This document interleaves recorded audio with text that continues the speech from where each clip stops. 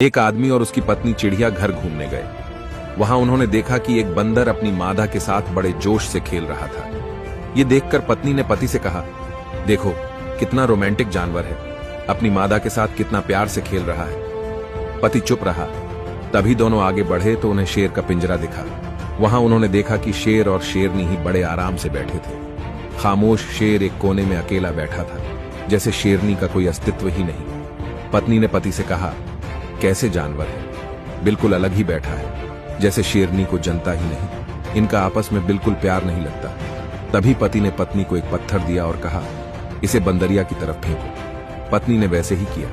उसने जैसे ही पत्थर फेंका, वह बंदर झट से अपनी मादा को छोड़कर अपनी जान बचाने के लिए पेड़ पर चढ़ गया। पति ने पत्नी को एक और पत्थर दिया और कहा, अब इसे शेरनी की तरफ फेंको।